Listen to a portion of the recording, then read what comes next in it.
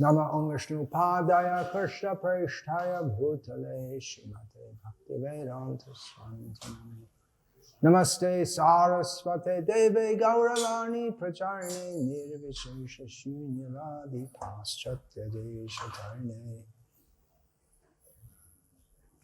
Om Namo Bhagavate Vasudevaya Om Namo Bhagavate Vasudevaya Om Namo Bhagavate Vasudevaya Śrimad-Bhagavatam, Canto 10, Chapter 2, Verse number 29, translation and commentary by His Divine Grace Srila A.C. Bhakti-Vedanta Swami Prabhupada. Vibharshi Rupani Avabodha Atma Kshemaya Lokasya Chara Acharasya Sattva Upapannani Sukha Avahani Satam Abadhrani Muhuhu Kalanam Vibharshi Rupanyavabhoda Atma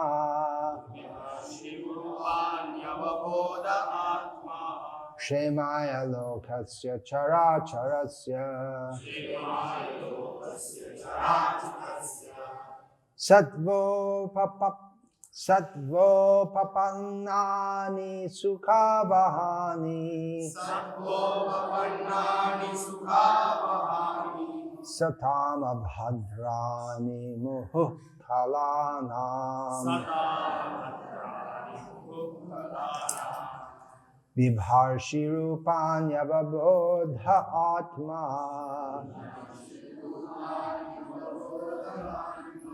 Kshemaya Lokasya Chara Charasya Sattvo Papannani Sukhavahani Satam Abhadrani Muhu Kalanam Vibharshi Rupanyavabhoda Atma Kshemaya Lokasya Chara Charasya Sattvo Papannani Sukhavahani Satam Abhadrani Muhu Kalanam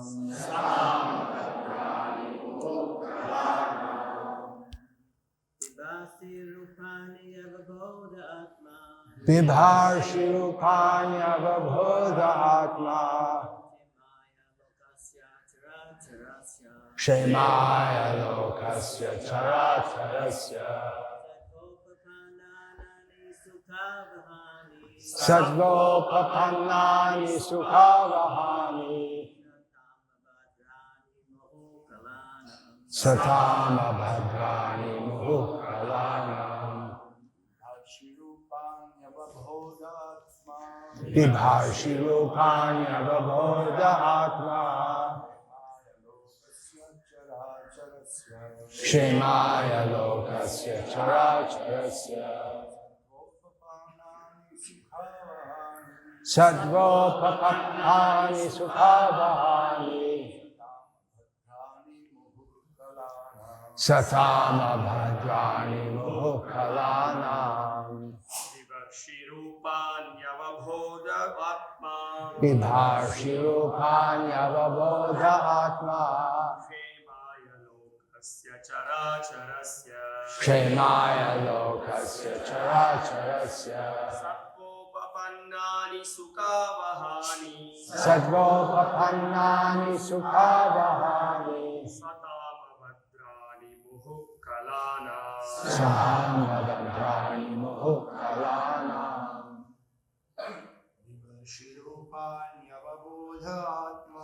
Vibhashyopani vabodhatma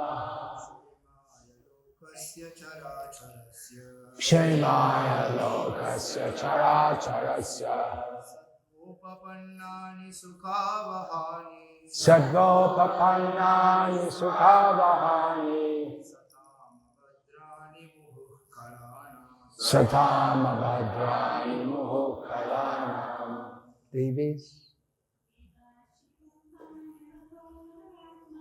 Vibhashirupanyavabodhatma Kshemaya lokasya sukharasya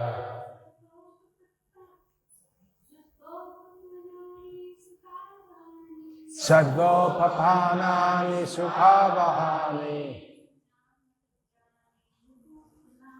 Satamavadrani muhukkalanam Bibharshi, you accept. Rupani, varieties of forms such as Matsya, Kurma, Varaha, Rama, and Nrishimha.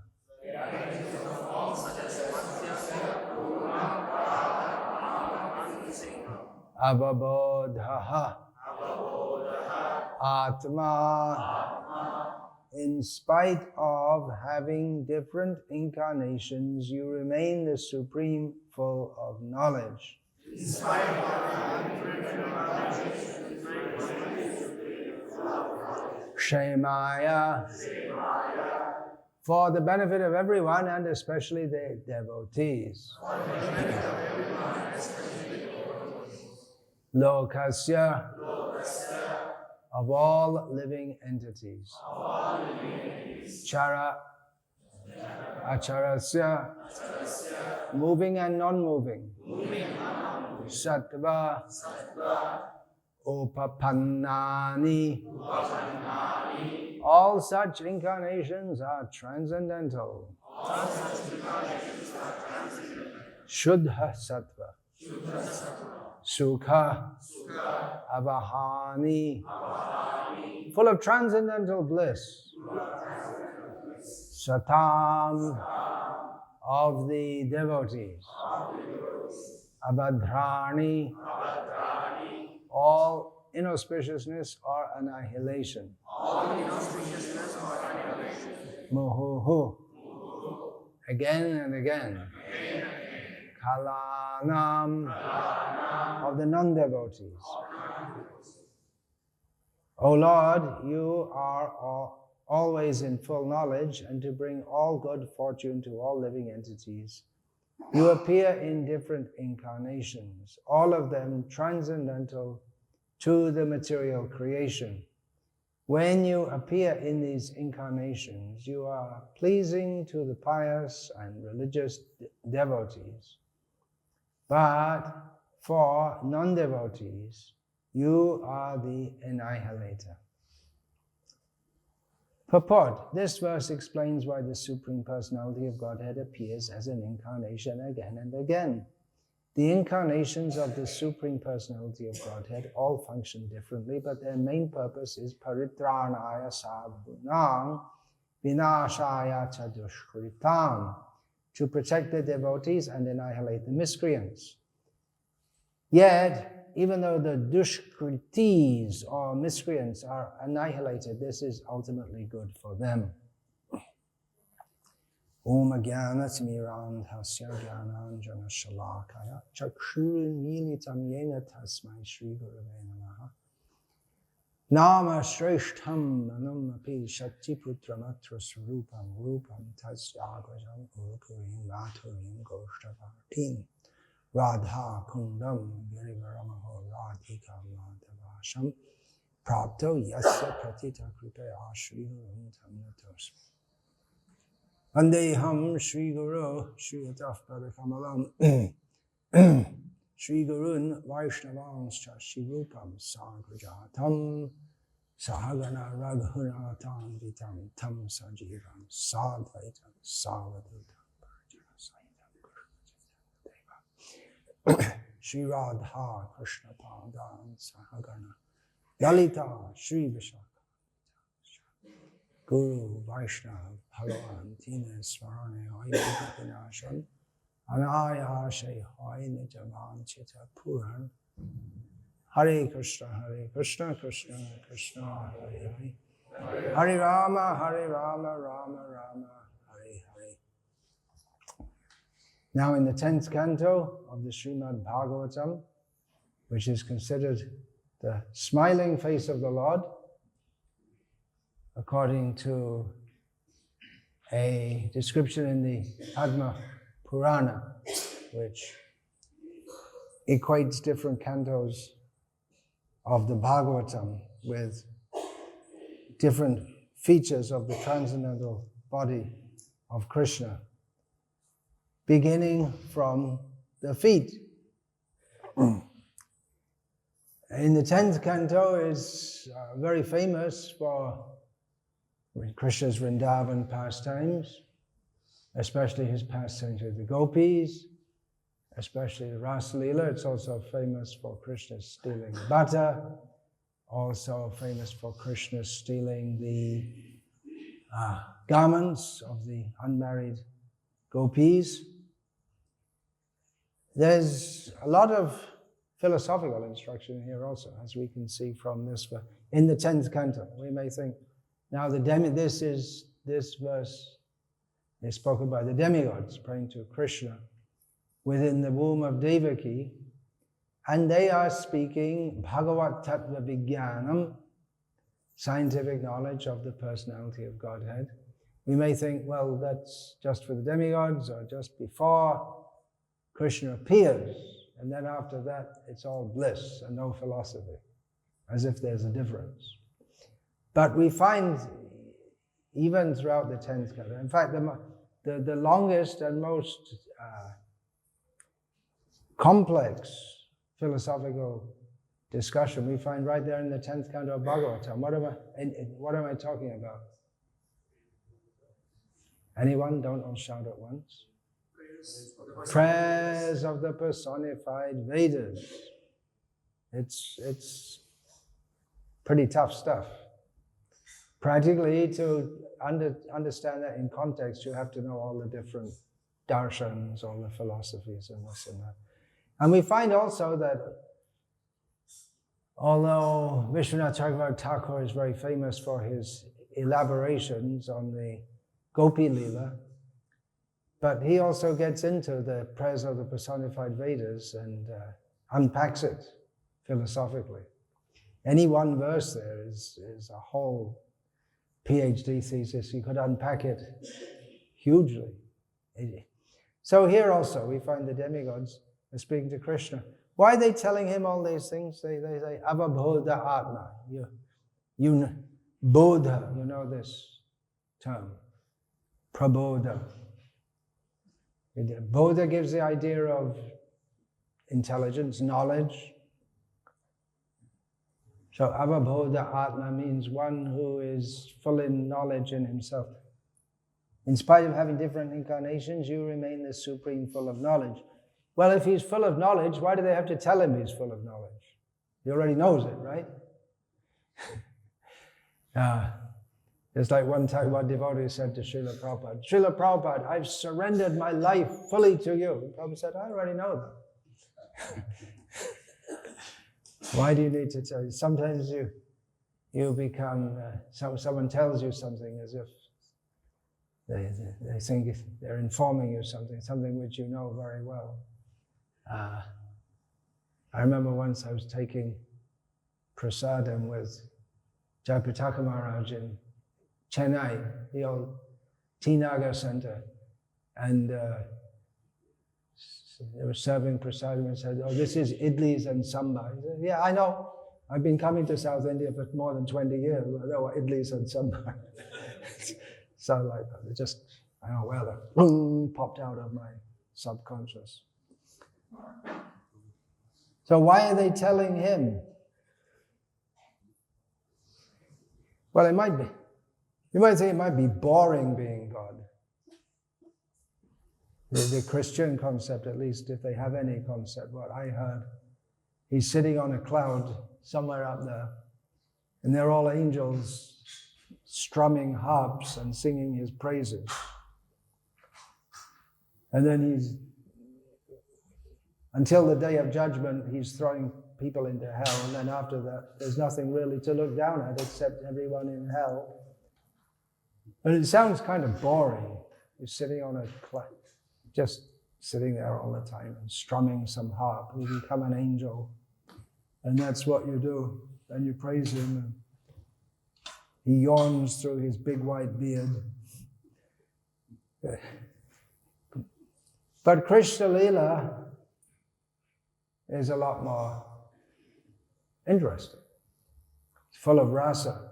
There's not only one rasa.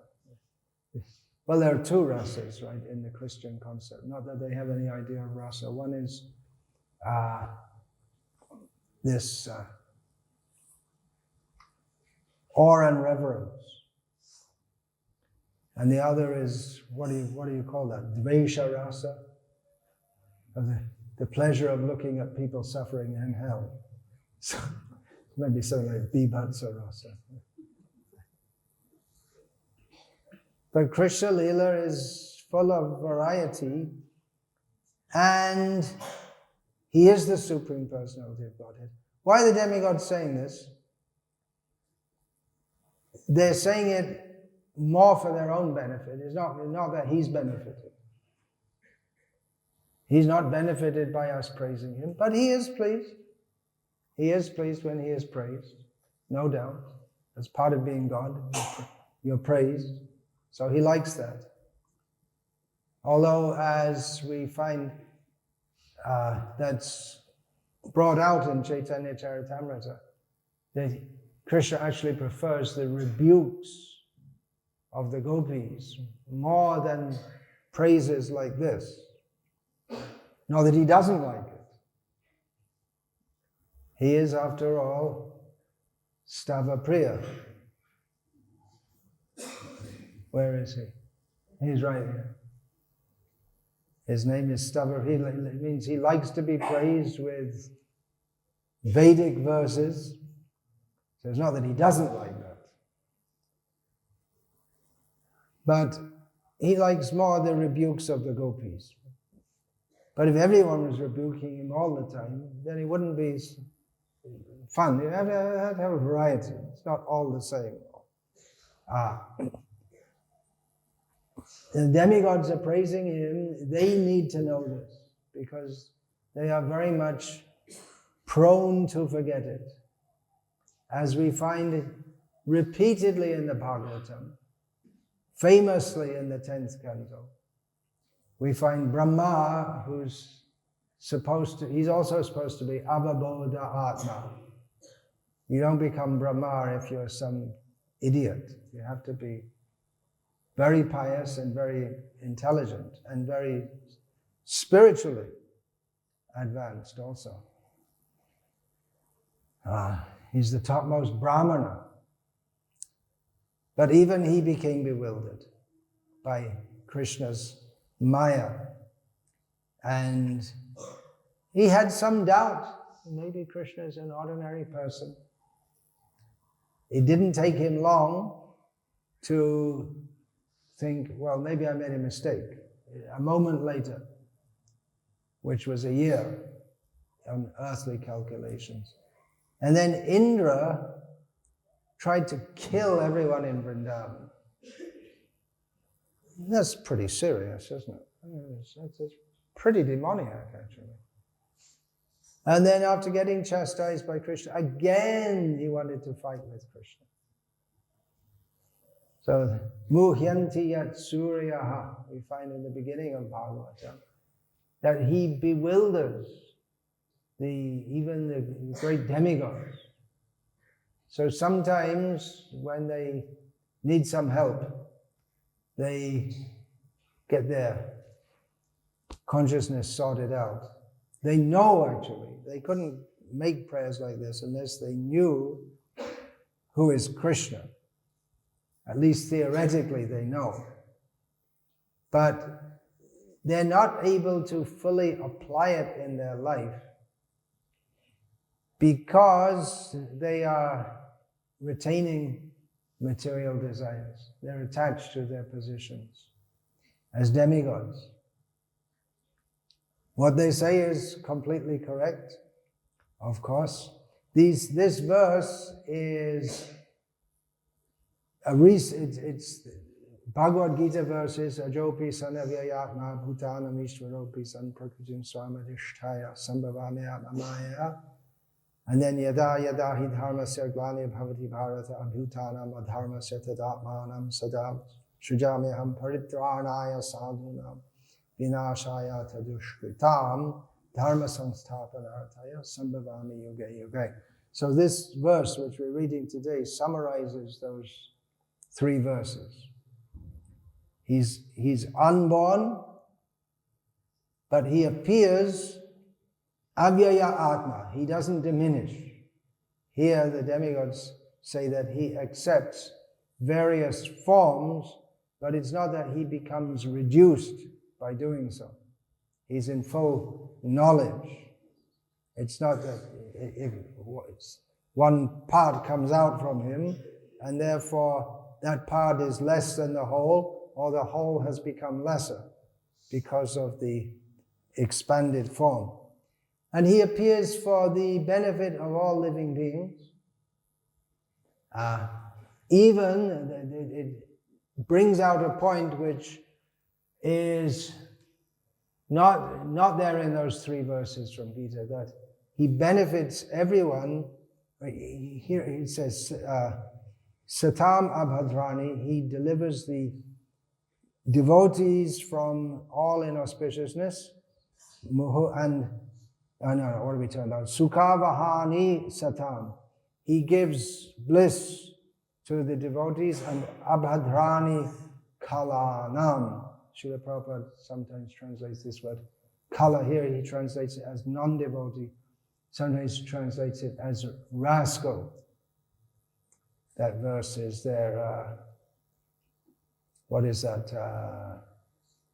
You can give mantro shodhi vashasarpa kala kena nivaryate. Both the snake and the kala, the rascal, are very envious. But the snake you can subdue by mantras and medicine. But the kala, the rascal person, is Chanakya, that nothing you can do about him. So Krishna comes to give benefit to the whole universe. Chara acharasya, all living beings, moving and non-moving. And even the non-devotees who he destroys, he does good to them. That point is brought out here in this verse, or especially how Srila Prabhupada unpacks it, because kshemaya lokasya characharasya. He acts for the benefit of all the worlds, all living beings in the worlds, both moving and non-moving, and he gives happiness to the devotees and punishes the rascals. So it seems that it's a qualified statement. He comes to do good. It could be taken like that. He comes to do good for the whole world, but for the rascals, he doesn't do good for them. He just punishes them. But of course, his punishment is his mercy also. You get mercy according to the way you approach him. Yayatamang prapadyante tangs tataiva bhajami aham. Srila Prabhupada gave that example. Just like a judge in the court is neutral. To one person he awards, okay, you take a payment of $100,000. Someone else, you go to prison for 30 years. It's not that he's just pulling some pieces of paper out of a hat. And for you, $100,000. And for you, 30 years in prison. But he sees, he judges according to the law, and then he makes his decision according to the law. And there's the spirit of the law as well as the letter of the law. Both things are to be considered. Generally, first-time offenders, they may be excused or given a light sentence or a suspended sentence. That we're talking about how you are now speaking, that the first time, if someone makes a mistake, then generally, Draupadi was saying to Yudhishthira, generally, first time you forgive, but if they do it again, then you know they're not just doing it out of a mistake, but they should have corrected themselves. Srila Prabhupada himself said that when he was running his pharmaceutical business, he had a license for making alcohol. And then he was called to court because it was discovered that there was extra alcohol being produced and sold illegally, just making pure ethanol spirit. Pure means mixed with water also. You know about all these things. We come from that kind of background, unfortunately. And there was 70 proof, 90 proof, and this and that. 90 proof means it's 175 is completely, but you can't have it without mixed. You can't have alcohol unless it's mixed in water anyway.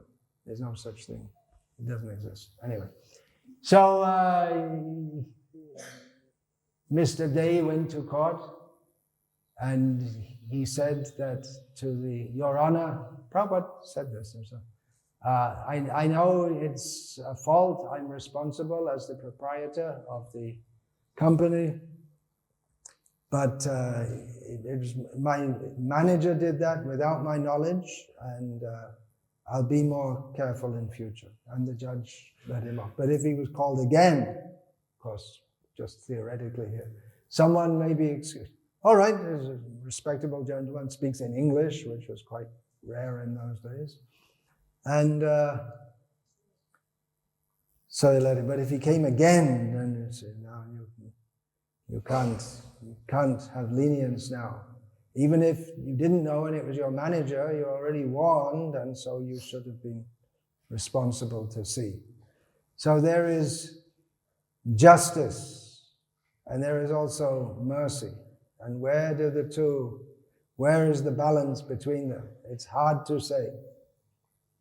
The proper king, he should be ready to punish his own son for any infraction of the law. And even someone who is inimical to him, he won't punish him on spurious grounds. He has to actually break the law before he punishes him. These are rules of dharma. And yesterday we were celebrating Ramanavami, and the very exemplar of that is Lord Sri Rama.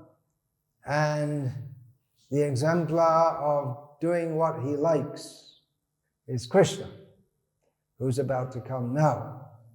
He does what he likes, but he does paritranaya sadhunam vinashaya tadushkritam, but he's not always checking the rule book as he does it. He does the same thing which the other avatars do, but he has his own style. I did it my way. He's not constrained by rules. And therefore he's sometimes misunderstood. And that's a reason why the demigods have to say this, and why Vyasa, there must have been so many things going on in Krishna Lila. We have the 10th canto, it's quite big, but it's only a summary. There's so many things. And we find other things are described in other Puranas, but there's so much. We find in Chaitanya Charitamrita that Krishnadas Kaviraj says that I'm only writing a summary, otherwise the book would become too big.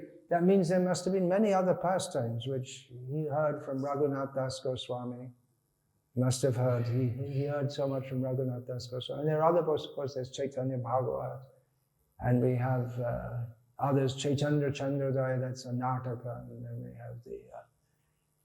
have there's a spurious book, Govinda Das's Karja. It's obviously bogus because it uses modern Bengali. Just like the word in Tamil for window is jana, right? Which language does that come from? Is it Sanskrit or is it's Portuguese? So the Bengali word is janala. And that book comes up it's supposed to be Govinda Das, the servant of Chaitanya Mahaprabhu, his notes. But there wasn't any Portuguese at the time. So it's obvious, and the book was never there until the 19th century. I'm just thinking of it because Bhanu Swami translated it. What did he translate that for? It's obviously a bogus book. It's complete. Anyway, but the point is that there's so much going on in any one lila at any time.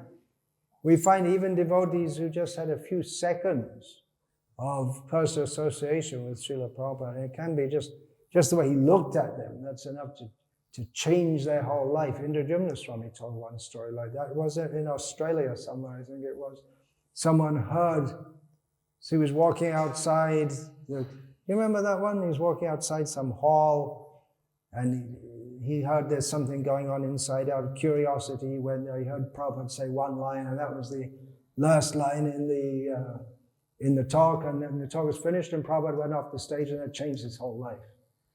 And there's stories like that also, that there was one devotee, he was a non-devotee, he's walking along on the street, and you won't understand this because this happens in the Western countries. People wear shoes, and then the ground is wet, and a piece of paper this happens a lot in England because it rains a lot there. And a little bit of mud on the paper so it sticks to your shoe. It's on the pavement and it sticks to your shoe. And then you walk along, you see this piece of paper, you take it off. And so he looked at it, it's a little piece of something, a little paragraph or something. He read it, what's that? And he says, back to Godhead. It's the corner of a back to. What is that? This is something I never imagined. What is this for? I had no idea what back to God is. And after some time, he saw someone shoved a magazine in his stomach. And what was that? Back to Godhead? Give me one of them. He took the magazine and became a devotee. So there's so many things are going on in Krishna Lila all the time. And every single devotee in Vrindavan, which includes even the grains of dust, they can all tell so much. They have so much to say. Krishna is personally interacting with every living being at the same time. He's personally interacting with every living being. He's playing his flute, and then he's looking here, his eyes are moving here and there, and his hair is moving, and everyone's looking at him and seeing him and interacting personally. Again, we hear in the Rasa Lila dance, Krishna expands himself into the same number as the gopis, but it's the same. When he sits down at midday to take lunch, he expands himself into so many forms that so all the cowherd boys think that Krishna's sitting just in front of me, and he knows all the cows and the calves' names, and they all have a very intimate, personal relationship with him. And all of them have so much to say about Krishna. And we get a little summary here in the Bhagavatam. So the demigods are talking at their level, which we also need to understand at our level. We say, oh, demigods, demigods. They're nowhere near the gopis, but they're closer than we are. They're demigods, they're pious people who got up there. And what they say here, we need to understand as we go into Krishna Lila and we hear all these things. And again throughout the 10th canto, we'll get Akrura says his prayers, and so many. Muchakunda says his prayers. Bhumi Devi says, and the prayer. Brahma, Indra. I'm saying the prayers of the personified Vedas, but there's so many who make their prayers in between, and all the prayers are like this. They're full of philosophical content.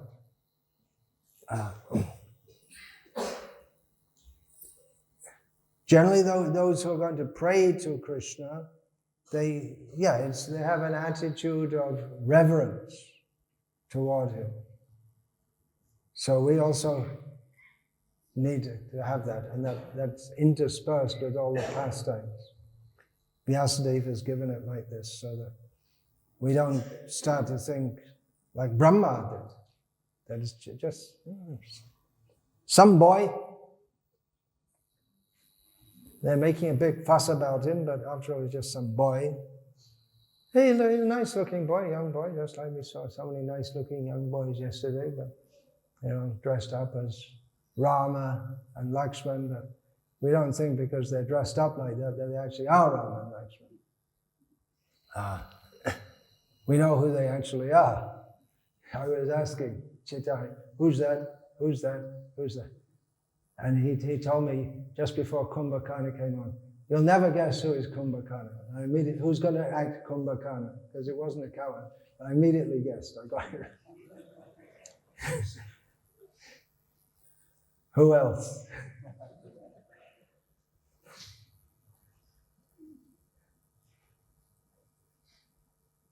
So we don't miss. We know who they actually are. If they get carried away and then we find Padmanabh comes strutting in, well, actually, I'm actually Rama, you see, so...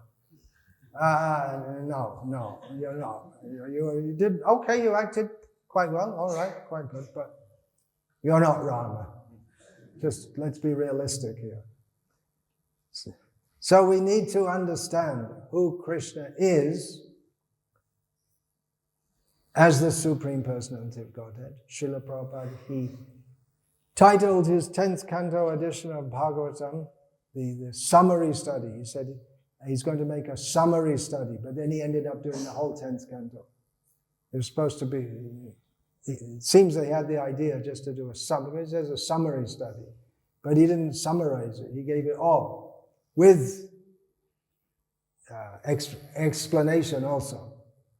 But he gives the title, he doesn't say Krishna who danced with the gopis. He didn't make that the title. Or Krishna Prem Purushottam, or Lila Purushottam.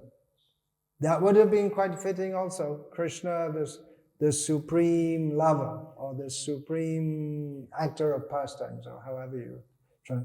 The supreme personality of God, Godhead. The word is there. The word is there.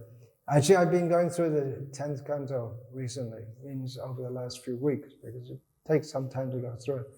And one thing I'm struck by is, again and again and again, the word Achyuta comes, the name.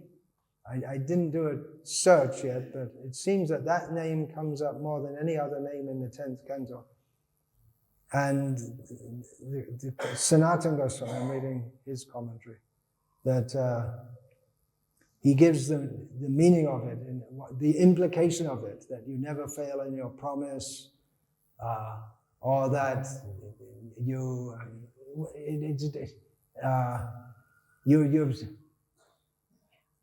will, Achyuta, you will definitely conquer the 7 bulls because you're Achyuta, like that. So he gives in context what it means. Why every word? Why this? And again, of course, Shukdev addresses Parikshit as Raja, or sometimes Kurunanda, and he says why he calls him Raja in this context, that you're a king, you know these things very well. Krishna married such and such a queen, Yatha Vidhi, according to the proper rules. You're a king, you understand those things very well. Or Raja, he's calling, you see, you are the descendant of the Pandavas. So he's calling his attention to that. So like that, there's so much in Bhagavatam.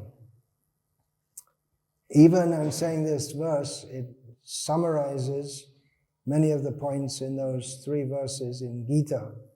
But then if you get more deeply in every verse, you could spend a lifetime just unpacking it and understanding it. And many times I'm saying the teachings in Bhagavatam, they exactly parallel teachings in the Upanishads. We'll find that again and again. That statement that Yajnavalkya to Gargi, that why we love our body, our friends, our family, all this. Why? Because of the Atma, because we love Atma. It's all for the self. And that can be understood at the level of the self as misunderstood with material identity, or it can be understood generally the impersonalist generally like the Upanishads in terms of some conception of universal Atma. But that is explained by Shukadev at the end of the passage where it's described, well, it's after Krishna has shown to Brahma, the calves and the cowherd boys are all Vishnu forms. And then a year later, that pastime comes to an end. And then and Parikshit asks, well, how can the mothers, both the cows and the older gopis in Vrindavan, how can they love, because it was Krishna and not their own son or calf, how can they love someone more than their own calf or son? And the same answer, that love is actually real love is centered on the Atma, and Krishna is the supreme Atma. So that puts it in a complete personal context, but it's the same thing. And we'll get again and again. And again, we may not be aware of it, and that especially comes up in the prayers of the personified Vedas, but throughout the Bhagavatam, we find there's answering Sankhya philosophy, especially Sankhya and Nyaya, and all these different philosophies are refuted. You really need the teachings of the Acharyas. We don't understand that maybe so much because we get Prabhupada's commentary, and we only know the Bhagavatam through Prabhupada's commentary. Good for us. Although we can read, as Prabhupada also recommends, the other Acharyas' commentaries. But the Mayavadis also touch. And there are many, many statements in the Bhagavatam which you could read it in an impersonal way. We find the words Kaivalya many times, and Param Jnana, and if you have an impersonal conception and you impose that on the Bhagavatam, you can find so many things. Even Parikshit, when he's about to pass away, and then it says, the way if you read it according to Advaitavad, it sounds like he just merged into the impersonal oneness.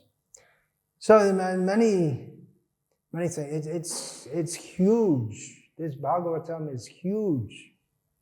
And why it's universally accepted, just like Chaitanya Charitamrita is universally accepted by scholars, both devotional and non-devotional, as the last word. That was the title of a book by a non-devotional scholar, Tony Stewart. The Chaitanya Charitamrita is after so many biographies had been written of Chaitanya Mahaprabhu, this is the one which is definitive for the Gauriya Sampradaya. So in the same way, we'll find both non-devotee scholars, not that non-devotee scholars touch the Bhagavatam that much, but everyone agrees that Bhagavatam it's the super book. It's of all the, well, especially among the Puranas, in the content, the content both philosophically, linguistically, it's in a class of its own, the Bhagavatam. But nevertheless,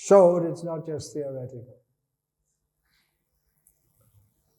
But still, there's a difference between India and the West. It's the dead elephant is still worth a lakh of rupees. And in those days when the lakh of rupees meant something substantial, not pocket change.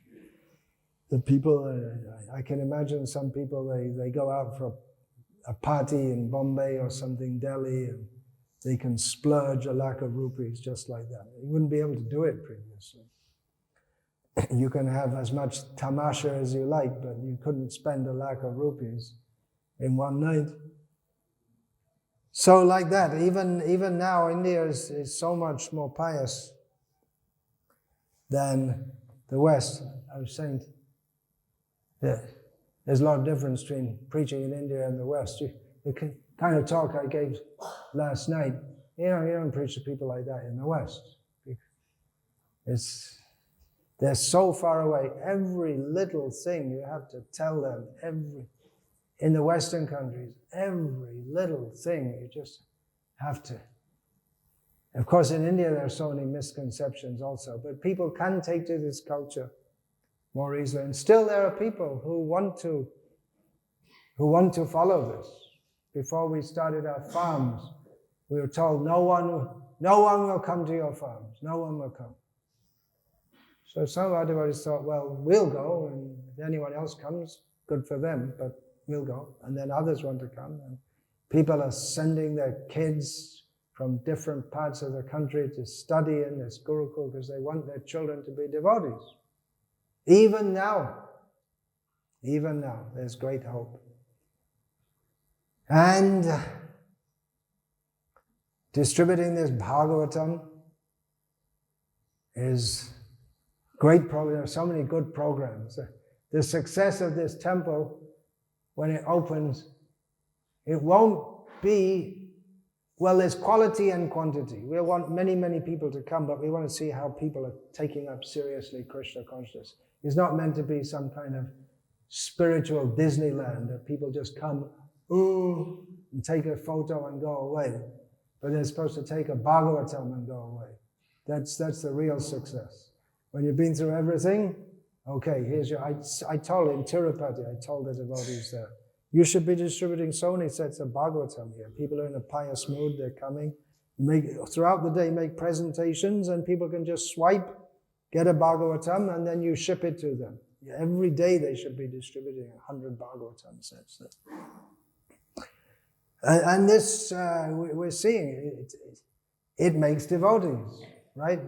Who's that? Jagan Mohan has told his sisters, he sold them sets, and one of them's reading it, became a devotee, told their father to give the inheritance to the son. Anyway, he's not going to marry, so you might as well give the money to Krishna. So it's having a profound effect. People are reading. You might think, how are they going to read this?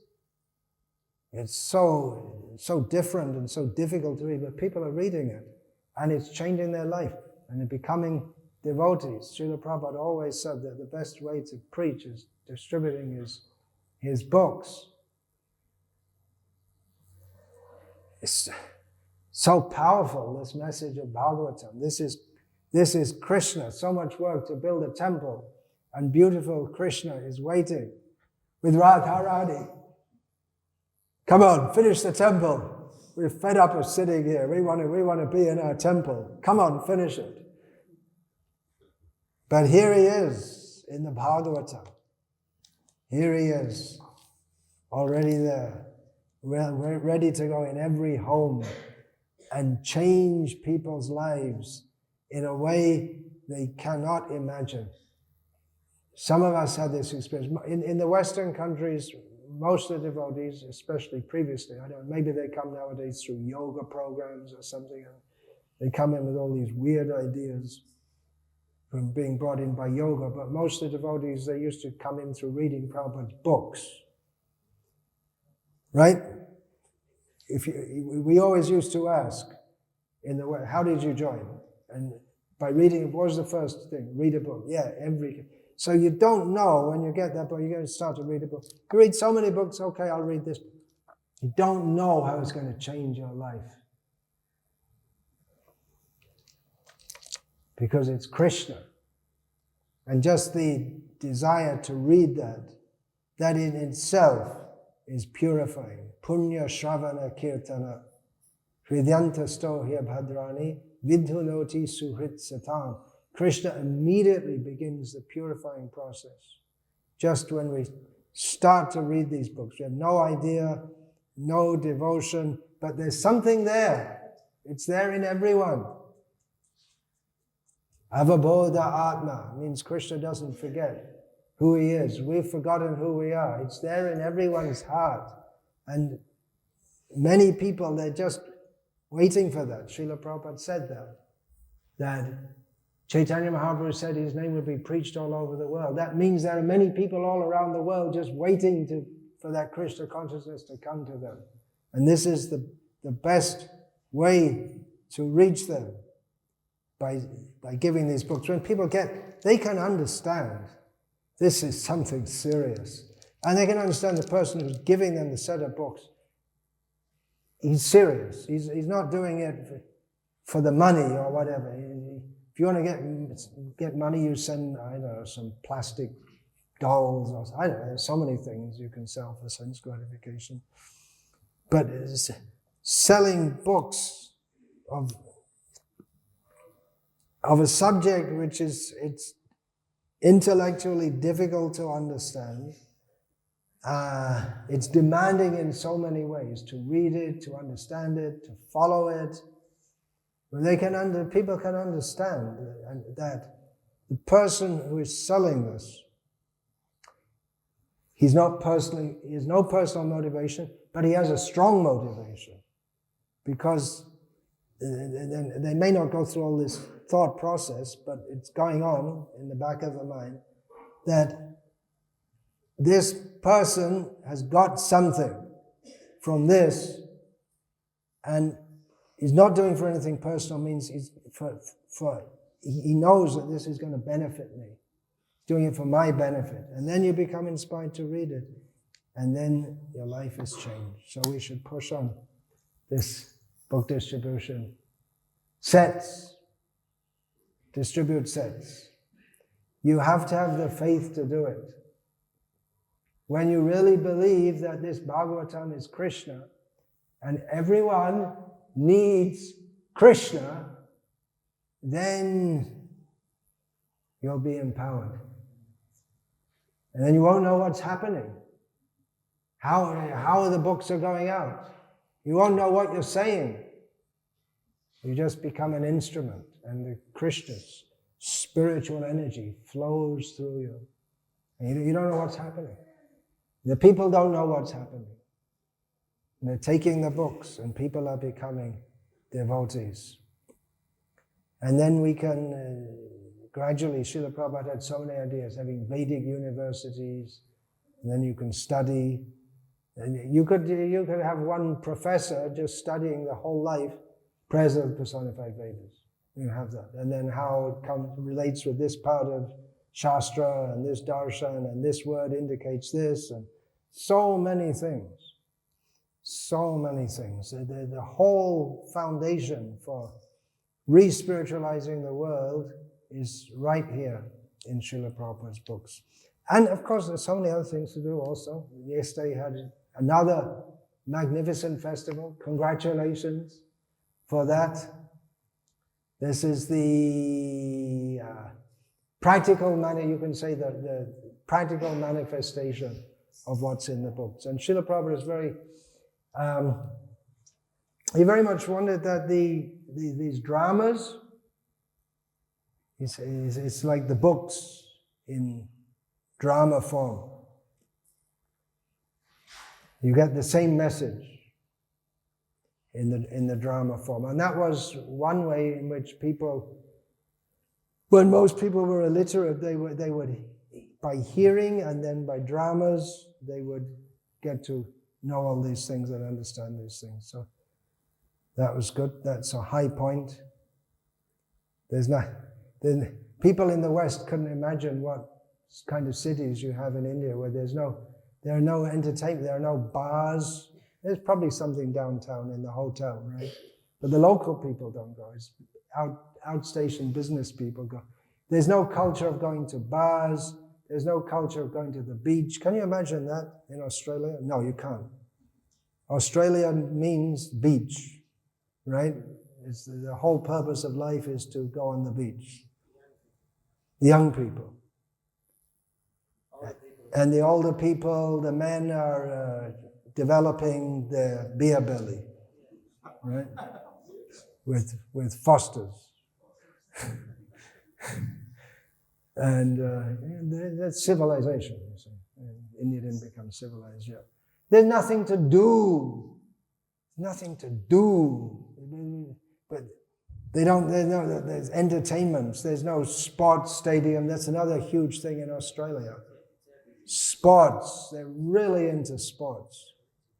Yeah, they're not religious. Not very religious people at all. Nice people, but not religious. Wait a minute. Yes, you asked Bhakti. So, in the Western country, they require so many distractions. But traditionally in India, there would be entertainment. That every night people would come together, do kirtan, and hear something about Krishna. Like this. This was their entertainment. Now that's not there. So the temple, and then people come to the temple and they get such a drama. There's no such thing. There's no such thing in the whole. Now I see in the villages they have, now is the season for the bull racing in Tamil Nadu. And then something they had all night recently in the village near Vela, the all-night kabaddi contest. Because the mic is going on all night. What's that? All-night kabaddi they're doing. So that's some entertainment. Kabaddi is an Indian sport. It's some kind of sport. You have to touch someone, is it? Or something like that. I don't know. So that's one thing. Another thing, even the biggest atheists, and we don't find big atheists here. I mean, you've got people are influenced by this Periyar rubbish idea still, but prasadam. People will come if they get nice prasadam, and they'll, even if they have no interest, they'll come, and they'll come again, and they'll come again, and then they're finished. Some of the Srimad Bhagavatam said, and they'll have got enough piety to take it, and their whole life will change. So it's a great program. They got a great program here, changing people's lives.